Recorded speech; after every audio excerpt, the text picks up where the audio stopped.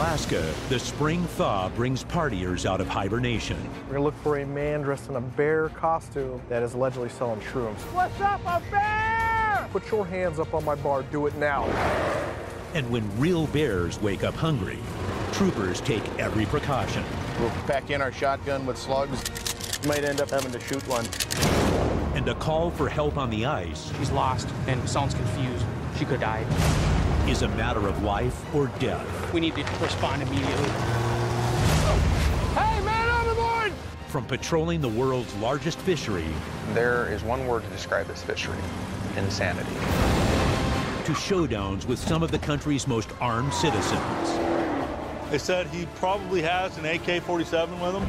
This is Alaska State Troopers. Put your hands up! Get your hands up! Back left, someone's moving around the front. Get your hands up!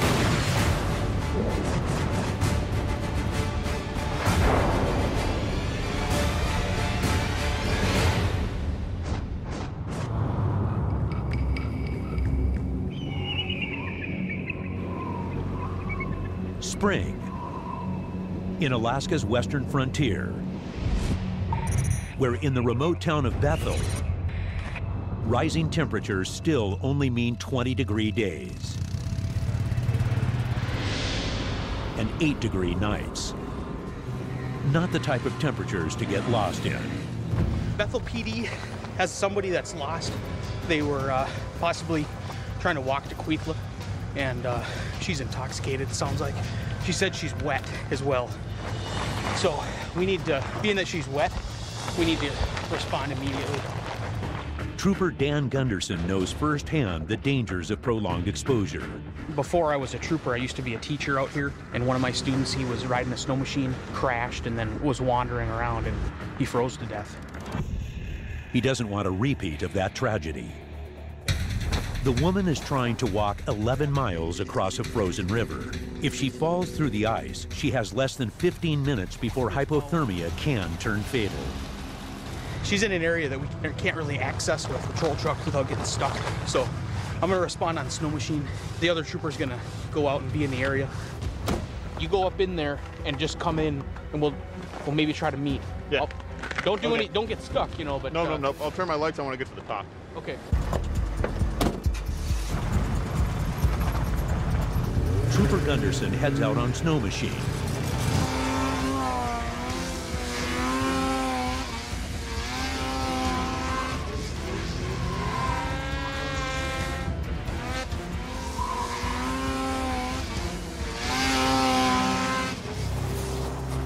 While Trooper Sherman Powell contacts the victim by cell phone. I'm at the bottom of Steamboat Slough. That's where he thinks you are. I'm in a truck. What I'm going to do is I'm going to turn on my siren and see if you can hear it, okay? Only my air horn's working. Can you hear that?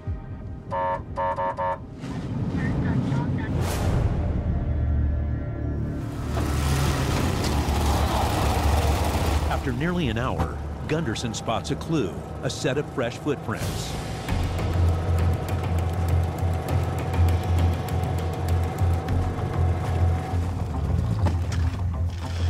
$20-23, any contact from her? Negative. 10-4, next time you talk to her, if I'm driving past and I'm not seeing her, have her turn her cell phone on and have her flash it so that I can see the light if I'm going past her. 10-4.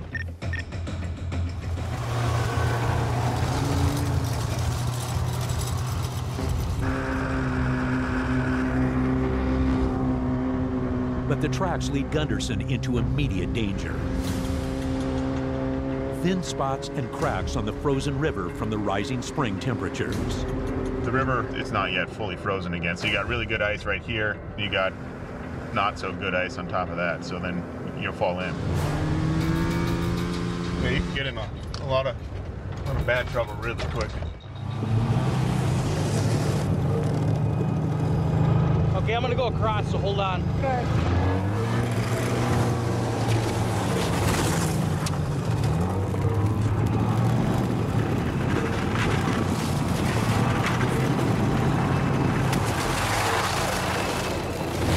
Okay, now we got...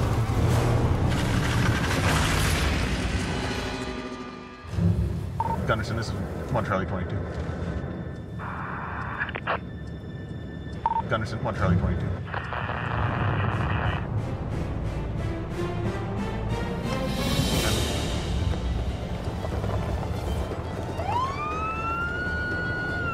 Gunderson, 1 Charlie 22.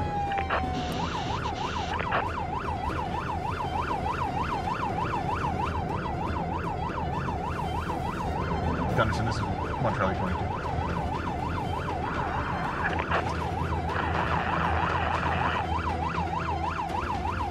Powell heads off the main trail in search of his partner.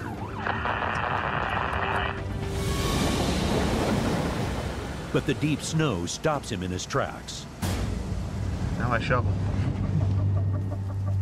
Powell is still unsure what kind of state the woman or his partner are in.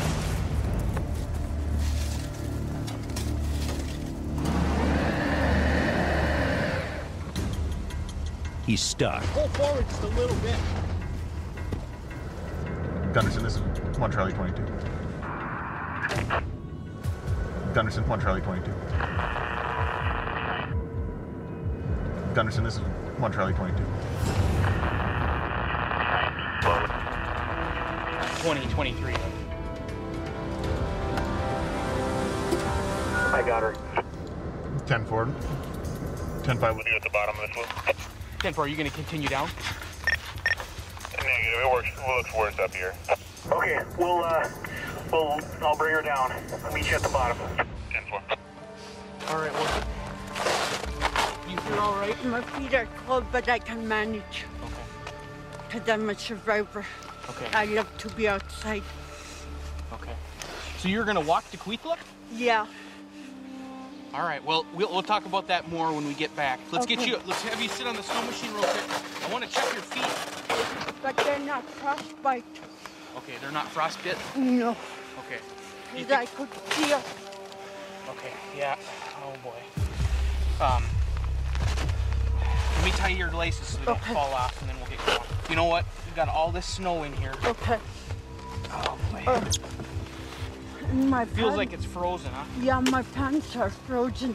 Okay. I'm not wearing snow pants. Yeah. I don't have hypothermia.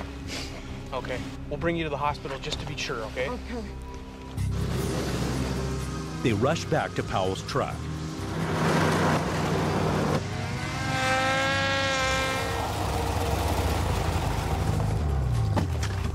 Let's get that floor heat blasted. Her feet are froze. She needs to get to the hospital. Her feet are really frozen. Or, you know, very, very cold. She's got cotton socks on and been soaked for Have you looked at them? a couple hours. I took one of the shoes off. It's bad. We should probably get her there right away. You jump in there, we'll try to push you.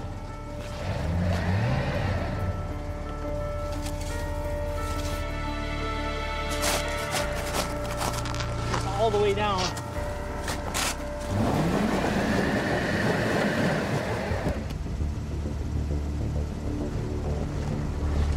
Got the 1 Charlie 23.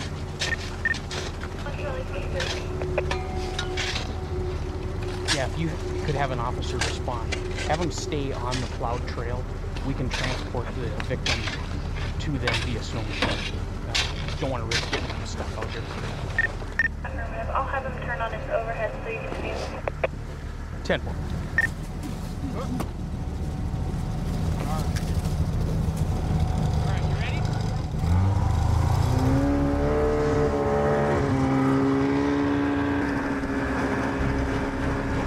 With the victim safely on her way to the hospital, Gunderson knows this call could have ended much differently. She had to have been out for a couple of hours to get this far. Queethla is in a straight line is probably 15 miles. She could have died.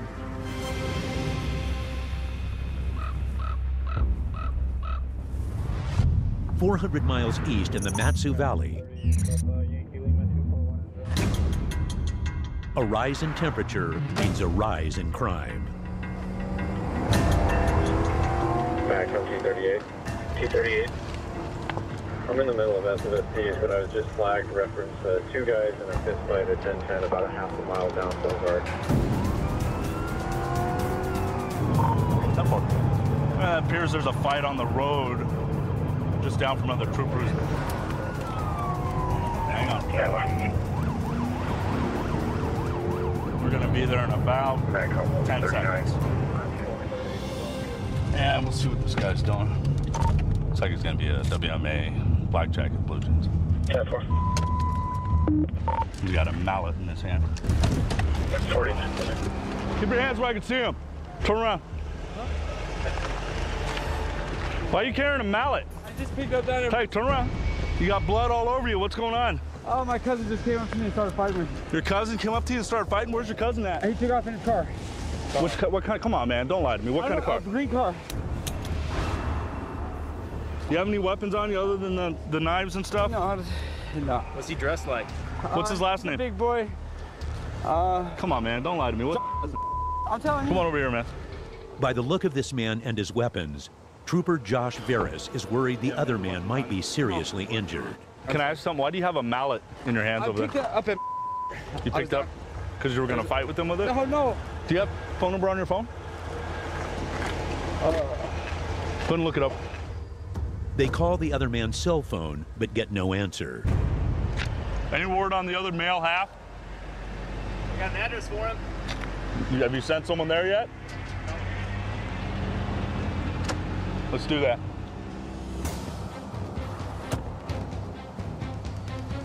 Hey, you didn't hit him with this mallet, did you? No. And you didn't cut him with this X-Acto knife? With each passing minute, Veris's concern grows. Trooper Veris.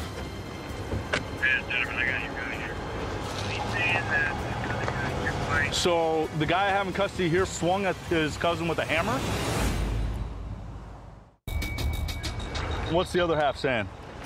No, he put down the hammer. Okay, put down the hammer. Okay. Is it looking more like mutual combat then, or? All right, man. Thanks for your help. Bye. Okay, go ahead and turn around. Okay. Do you need medics? No, I'm fine. I'm good. I'm not. Okay. Nothing wrong with me. Nothing wrong with you. You got blood all over you, man. You sure you don't want medics? No, I'm fine. What are these pills for? Those are for my ears. I take them for my ears because. What are they?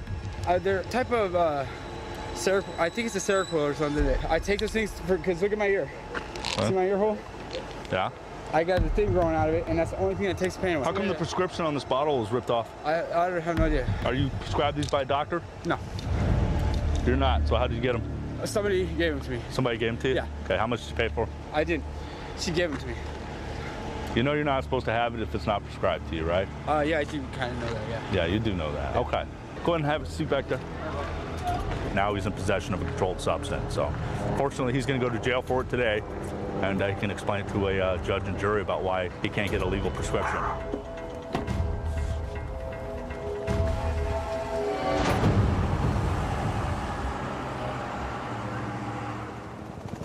"80 miles south, along the picturesque Seward Highway, residents in the town of Girdwood are eager to let off steam after a long winter indoors.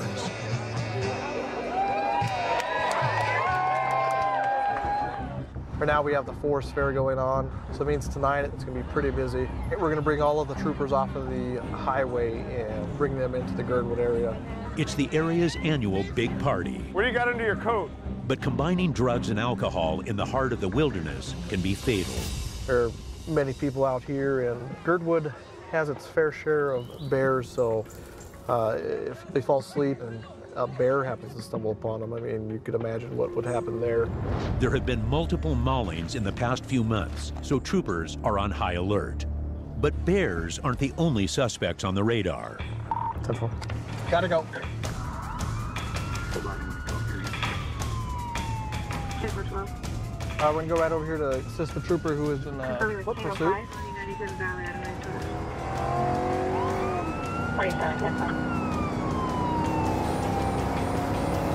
We got him.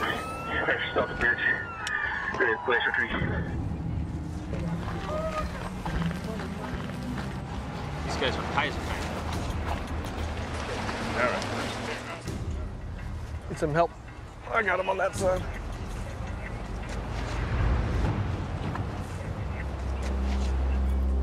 Without knowing what the man took, he could be in serious danger. Look at me.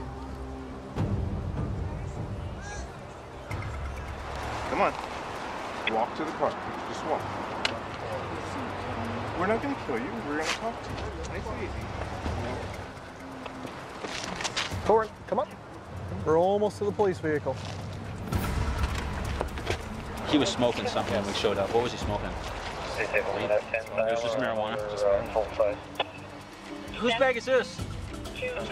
Is there anything in here that I didn't know about? Uh-oh.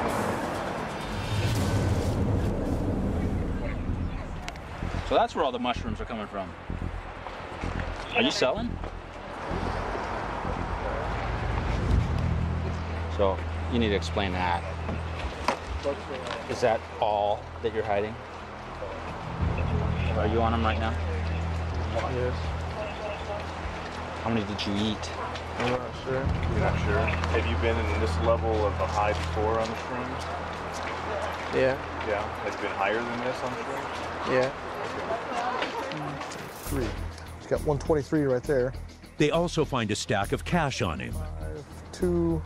Basically, with this amount of money here, I definitely believe that he is out here selling. He may not be the only one. There's a guy walking around town in like a bear suit selling shrooms. Bear suit selling shrooms? Yeah. He's got like tattoos on his nose. Like that's weird. All right. Yeah, selling shrooms to people. All right, we'll take a look. We're gonna look for a man dressed in a bear costume. Hopefully he's not off in the woods already, and hopefully he's still in town.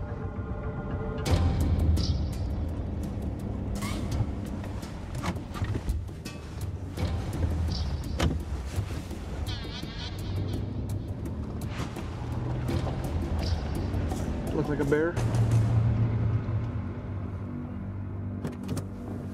State troopers, come over here for a second. What kind of outfit are you in? Bear outfit. You're in a bear outfit? Yeah, but perfect. Hey, do you have any ID on you I can take a look at? What am I getting busted? I'm just out here contacting you. We got some complaints about some conduct. Okay. I'm gonna have you go up to the front of my car. Okay. Just put your hands right on the hood of my car. But like a real bear, this one's aggressive and unpredictable. Put your hands up on my bar. Do it now. Why, you put your hands. I'm not gonna tase you. Okay. Here. Hey, family! Check this out!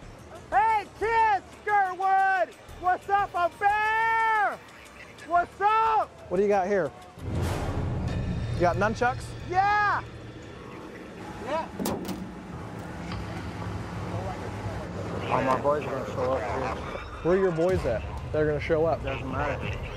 I tell you what, if you make threats towards me, we're gonna have some serious issues.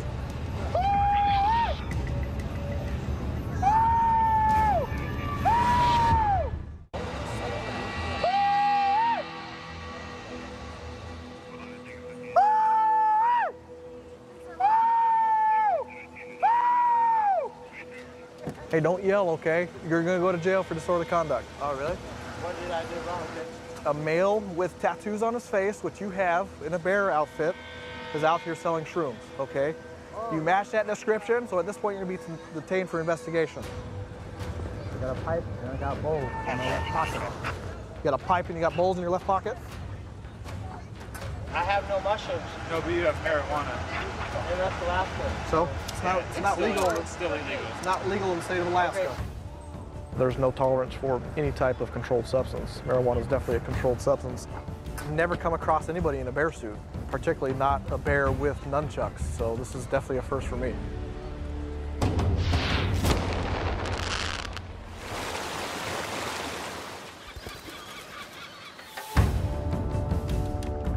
Back in the Matsu Valley,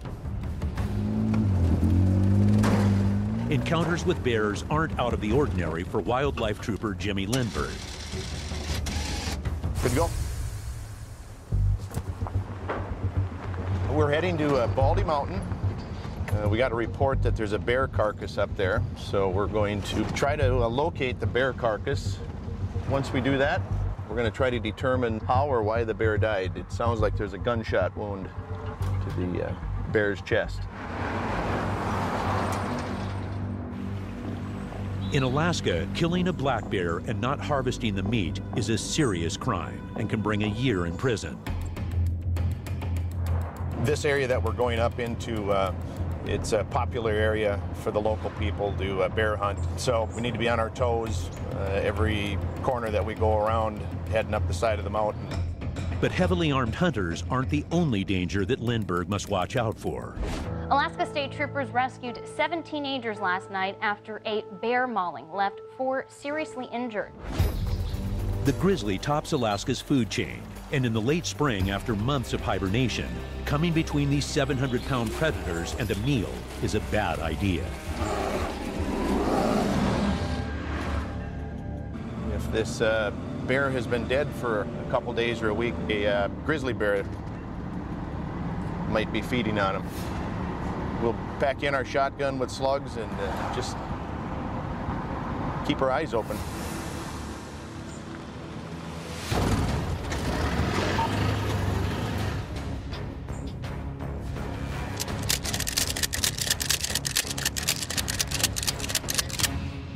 I'm putting slugs in here because they've got more knockdown power. I've got a better chance of knocking a bear down with a slug than I do with a buckshot.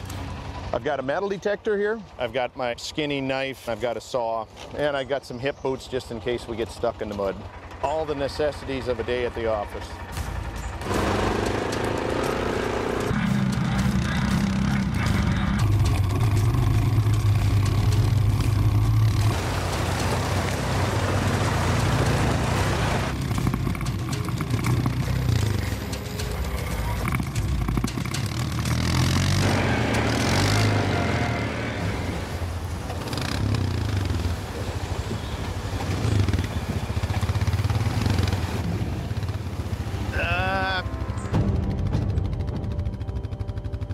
No, that's moose.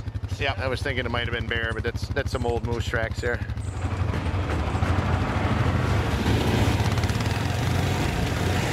The gentleman that saw the bear said it was in this general vicinity.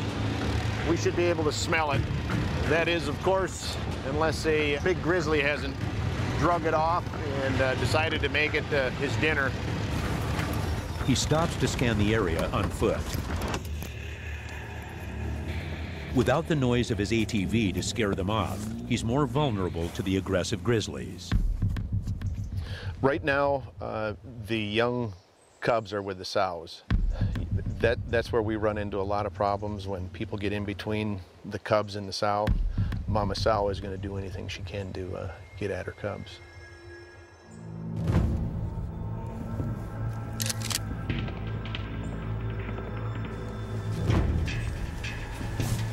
One thing you really need to be cognizant of is that there are a lot of wild animals up here.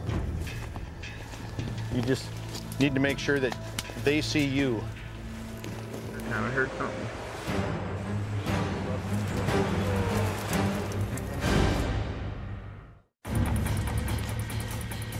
Lindbergh keeps searching for the dead bear.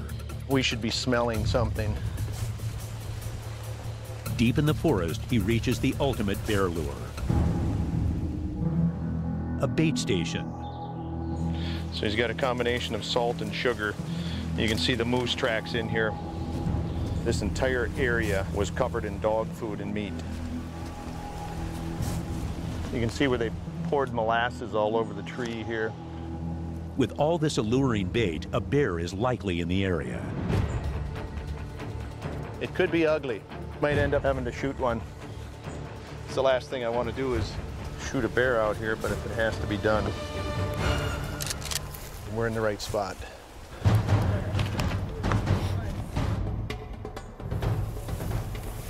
Hey, bear! Hey, bear!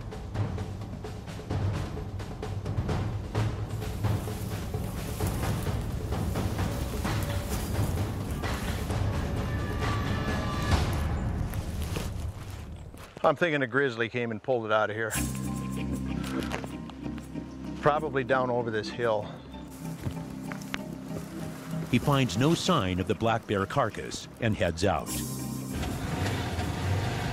I certainly would have liked to have found it and find out how it died. It's frustrating. But it's all part of doing what we do. I'll remember this place next year and come back.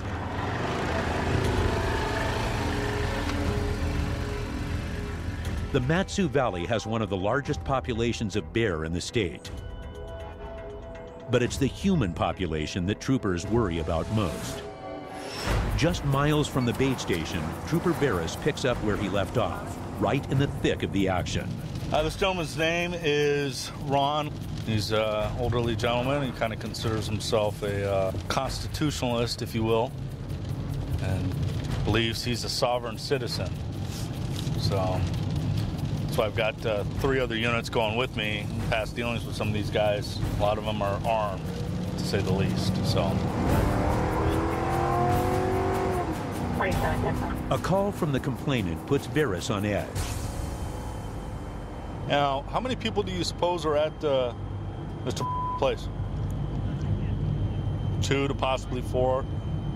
Do you think there's a chance that he's going to try to do any harm to us, or? Well, I don't know, but you know, he's got a reputation for being dangerous. I know he's armed. I mean, there are weapons.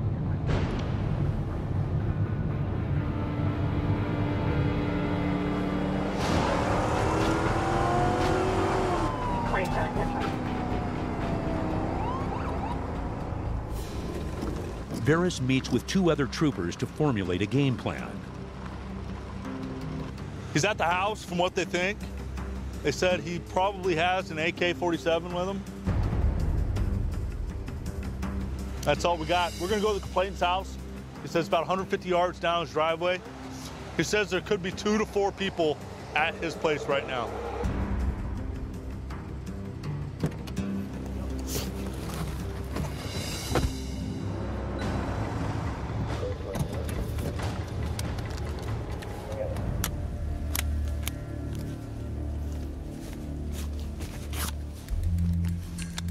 Yeah, here's what I don't like. He said he's in the blue house.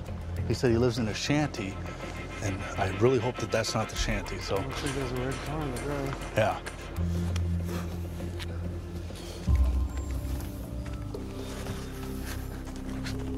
Yep, that's it. Door's open on the trailer. Ronnie, I'm gonna move to your left here. You stay on my right, all right?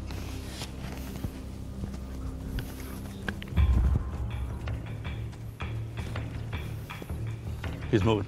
Let me see your hands. Put your hands up, state troopers. State troopers, put your hands up. Get your hands up.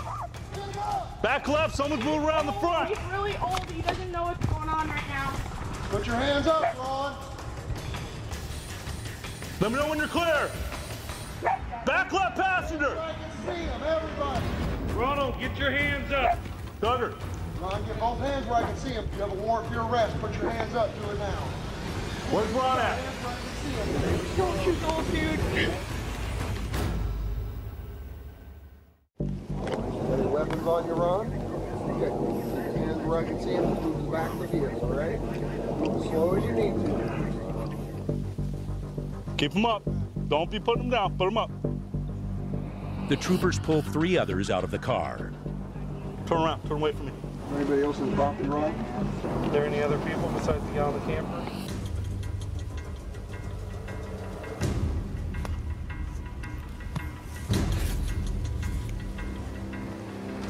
Clear. Nobody else inside your house, sir? No. Okay.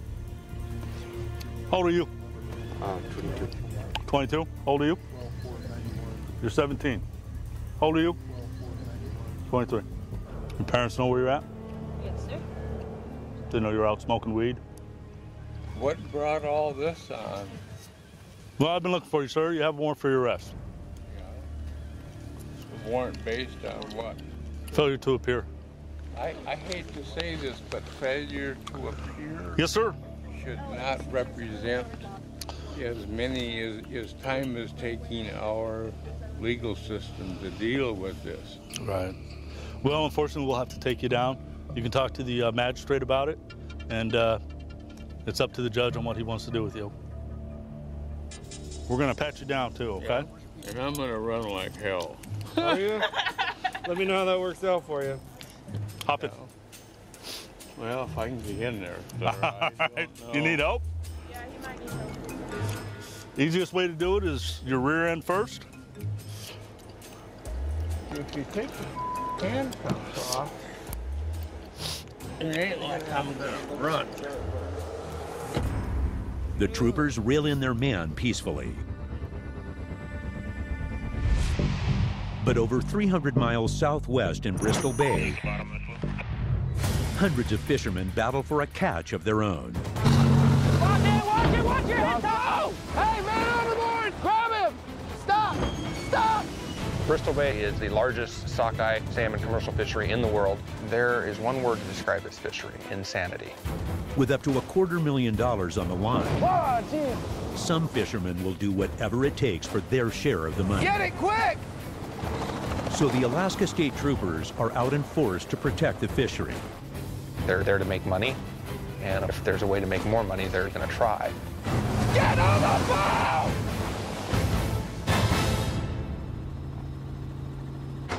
Veteran pilot Sergeant Brent Johnson will patrol the bay by plane. But a dangerous storm front looms. So we've got a storm coming in, forecast anywhere from 25 to 40 knot winds. But we go out no matter what the weather is. If they're out fishing, we're going to be out patrolling.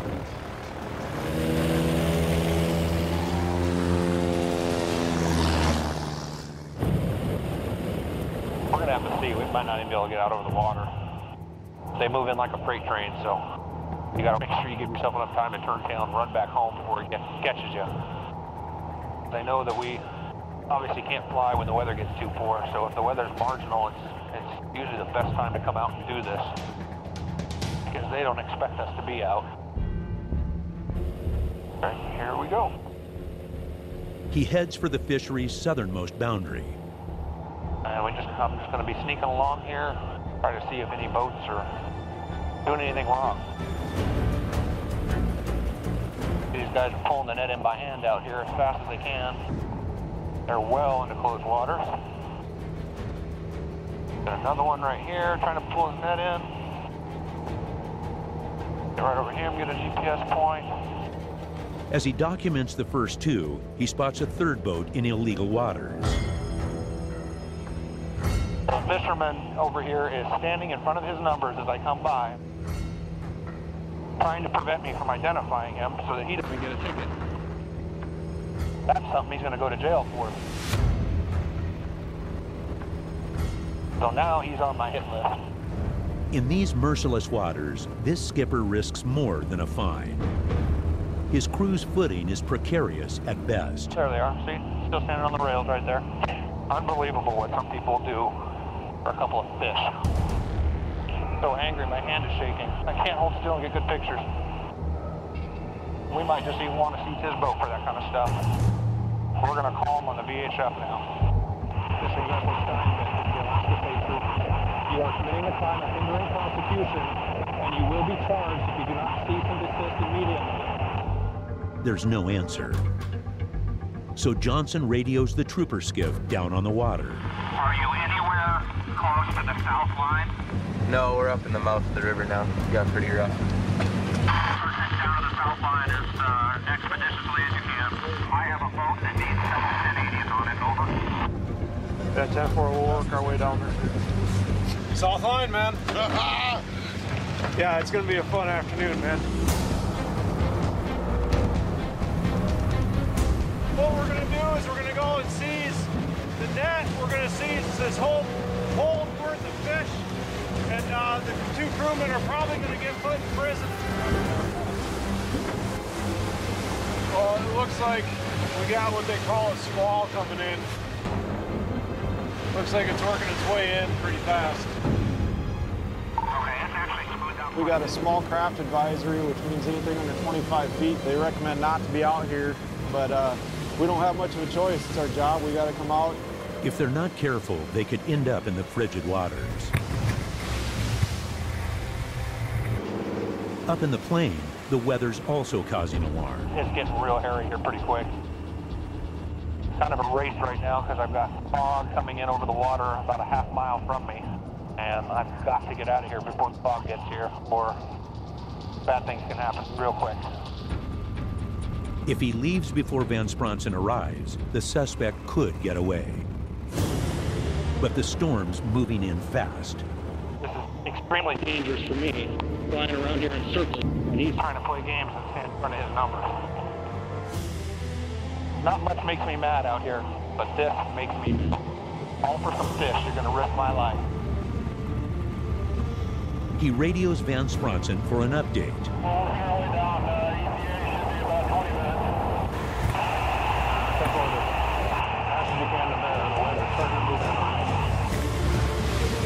The skiff's closing in, but the sea is a maze of vessels.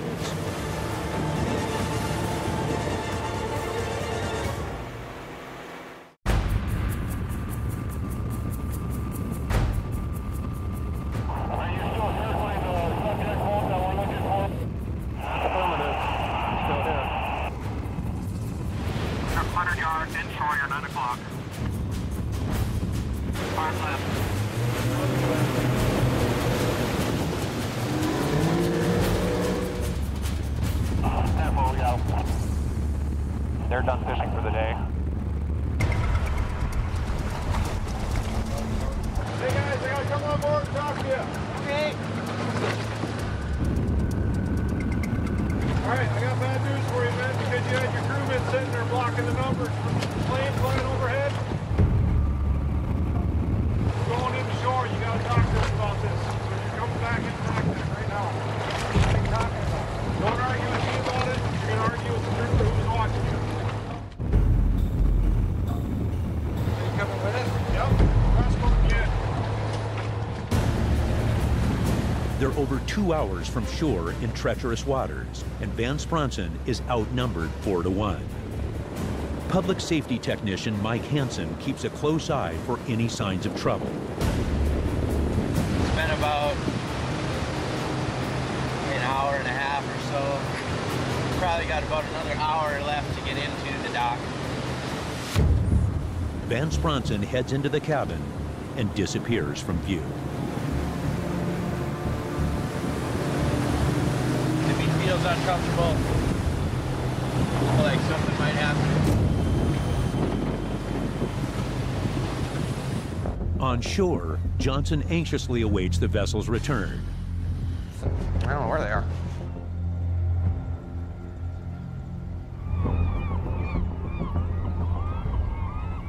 Finally, Time is 15:48 hours. Sergeant Johnson will be contacting the fishing vessel Steinbit.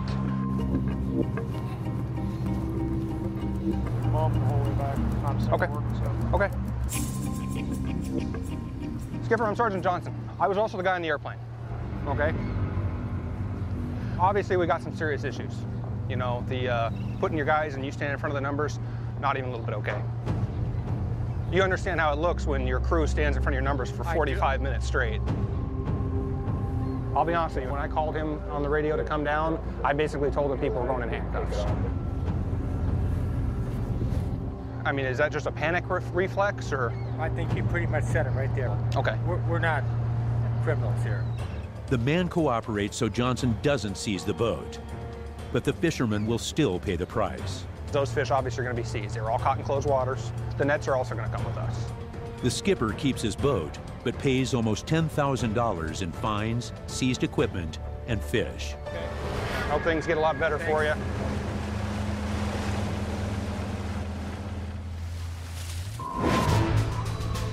Back in Bethel, Sergeant Teague Widmeyer is on the hunt for a wanted felon.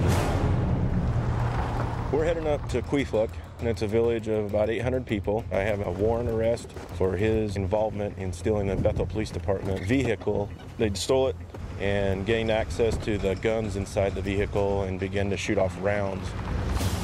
But in order to get his man, Widmeyer must cross the ice road, Bethel's main river that's frozen 8 months out of the year. Right now we're on the Kuskokwim River. The ice thickness right now is probably about 5 feet, and the water's still flowing underneath of us. His patrol vehicle weighs close to 5,000 pounds, so a soft patch could send him plunging into the freezing waters below. You have to be very careful when you're traveling because it's deceiving. Some of it may be deeper than what it looks like, so you're driving along and you may end up going under 2, 3, 4 feet of water. In this remote part of Alaska, Widmeyer's hard to miss, and often locals tip each other off when troopers approach the village. Once we start passing people and they're communicating on VHF, they'll let everybody else know that the troopers are on the ice road. The man he's after has a history with weapons, and if he gets word of Widmeyer's arrival, it could get dangerous. We've reached the village of Queethluk, and this is what they call downtown.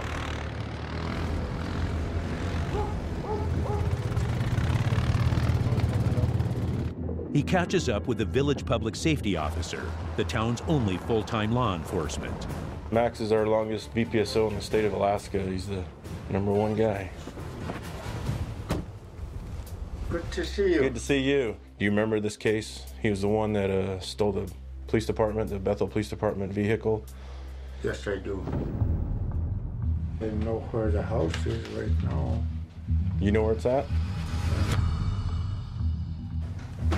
The team heads out on foot to keep a low profile in the small village. But by now, it's likely the man knows that Widmeyer's here.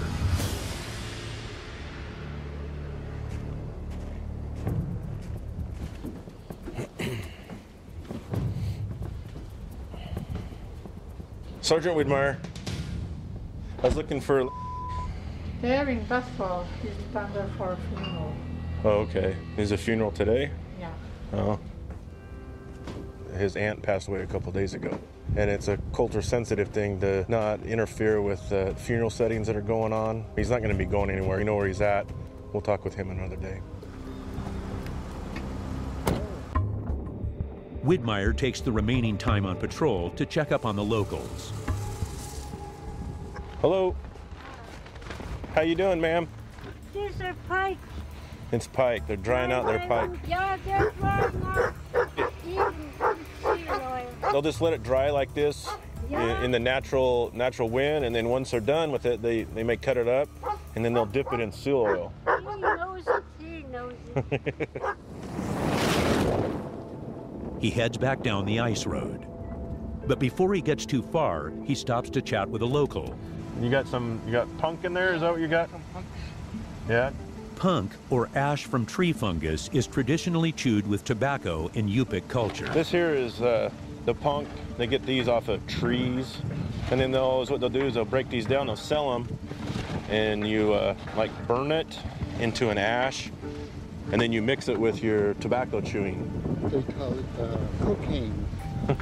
Could make you really dizzy. Yeah, it gives you like a hallucinative type effect. I go around to the surrounding villages and sell this.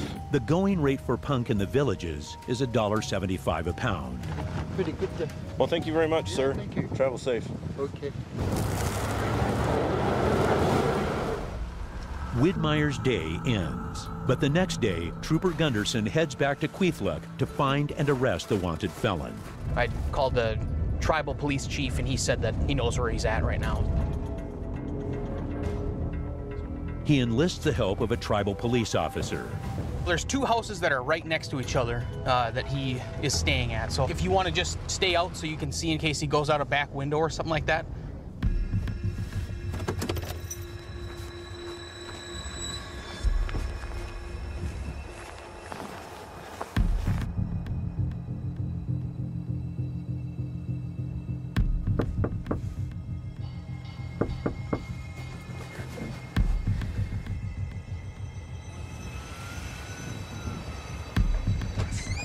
Hey, how are you doing?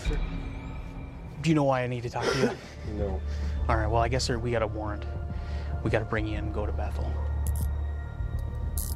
All right. He goes quietly, and they transport him back down the ice road to face vehicle theft and weapons charges. From ice roads to thawed city streets. State troopers, put your hands up! The work never ends for the guardians of the last frontier.